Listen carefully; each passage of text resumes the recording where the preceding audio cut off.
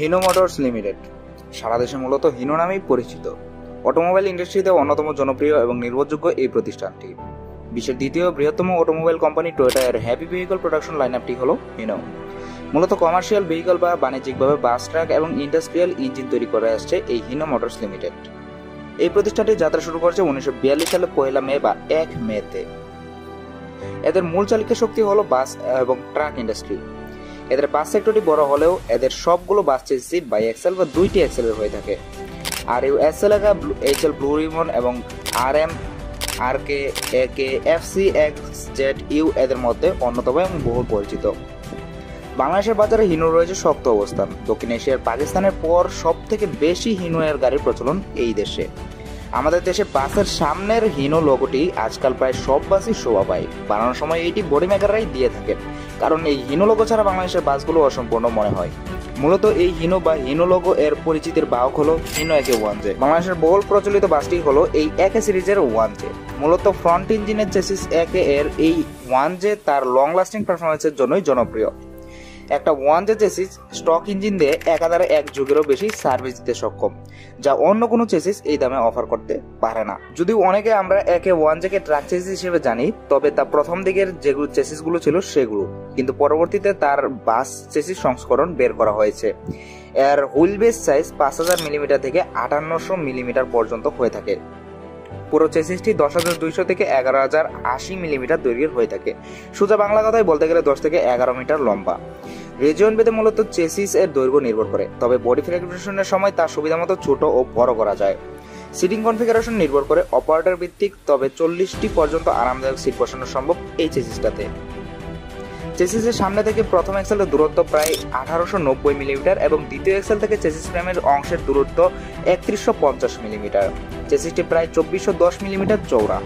মাঝারি আকৃতির এই চেসিসের ওজন 4500 কেজি পর্যন্ত হয়ে থাকে। এর স্টিলের পুরুত্ব প্রায় 10 মিলিমিটার, যার সর্বোচ্চ বহন ক্ষমতা 14,000 কেজি পর্যন্ত বা 14 টন।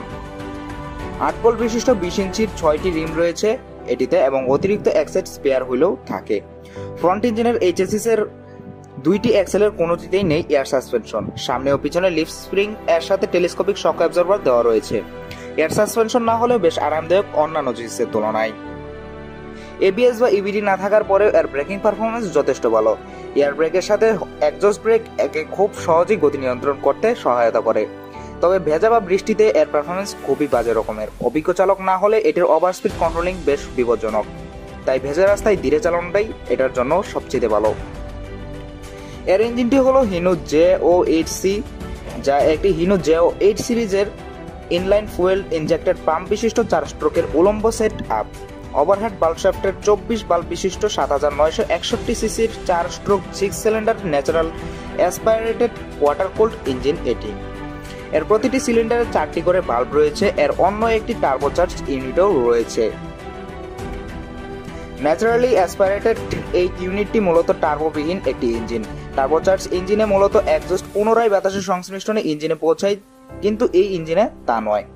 এটি প্রকৃতি থেকে সরাসরি অক্সিজেন সমৃদ্ধ বাতাস শুষে নেয় তার অভ্যন্তরীণ দহনের জন্য, যা সম্পূর্ণ ল্যাগ ফ্রি। এই ইঞ্জিনের সুবিধা হলো এর মেইনটেইন এবং রিপেয়ার করা খুবই সহজ, অনেকদিন ব্যবহার উপযোগী, স্মুথ কারেন্ট পিকআপ এবং রেসপন্স তুলনামূলক কম ইঞ্জিন হিটিং। তবে এর কিছু খারাপ দিক রয়েছে, যেমন এর ফুয়েল ইকোনমি কম এবং পাওয়ার লেকিং বেড়ে যায় যদি বাতাস ঠিকঠাকভাবে না পায়।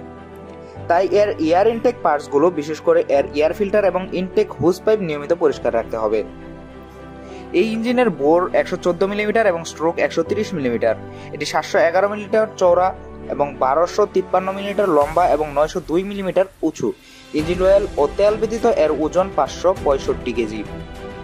এই ইঞ্জিনটি 2900 আরপিএম এ 207 হর্স পাওয়ার এবং 1500 আরপিএম এ 554 নিউটন মিটার টর্ক উৎপন্ন করে। সর্বোচ্চ আউটপুট কোলান্ট সহ এর কোলান্ট ক্যাপাসিটি প্রায় 11 কিলোলিটার। এতে ব্যবহার করা হয়েছে হিনোয়ের নিজস্ব মডেল LJ06S ট্রান্সমিশনটি, যা সর্বমোট 7টি গিয়ার, 6টি সামনে এবং 1টি পিছনে। পাওয়ার এক্সেলের ঘূর্ণন 5.125 আরপিএম।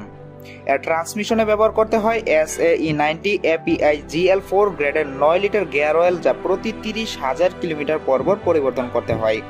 এর ডিফারেন্সিয়ালে 14 লিটার SAE9 API GL5 গ্রেডের হাইপেট গিয়ার অয়েল ব্যবহার করতে হয়, যা প্রতি 30,000 কিলোমিটার পর পরিবর্তন করতে হয়।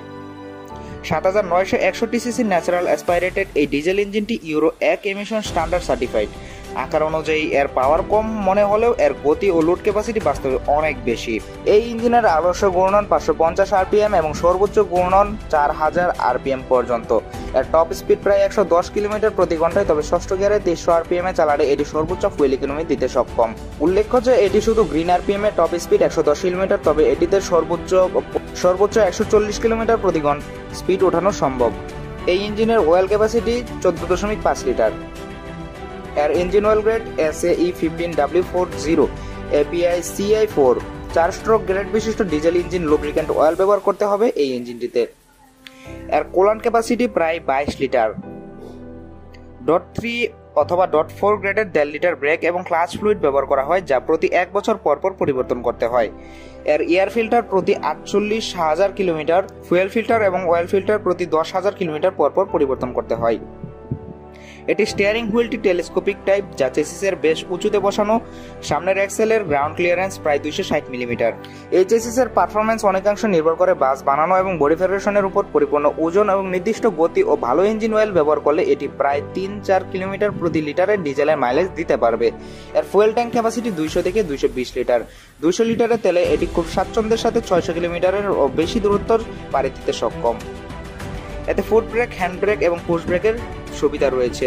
এর সম্পূর্ণ ব্রেক এবং ক্লাচ কাজ করে বাতাস এবং অয়েলের সংমিশ্রণে, অর্থাৎ সার্ভো এর মাধ্যমে অয়েল এবং বাতাসের সংমিশ্রণে তৈরি ফোর্স এর ব্রেক এবং ক্লাচ অপারেট করে। ABS না থাকলেও শুকনো রাস্তায় এর ব্রেকিং অন্যতম সেরা, কিন্তু ভিজা রাস্তায় বেশ ব্রেক পেতে হয় এর ব্রেক করতে। মিড রেঞ্জ চেসিস হতে থাকছে না ABS বা এয়ার সাসপেনশন। এই চেসিসটির মূল্য বর্তমান বাজারে 55 লাখের আশেপাশে। লং টাইম সার্ভিসের জন্য জাপানিজ ভেহিকলের খ্যাতি বিশ্বজুড়ে। হিনো এর ব্যতিক্রম অন্য কোনোটি হতে পারে না।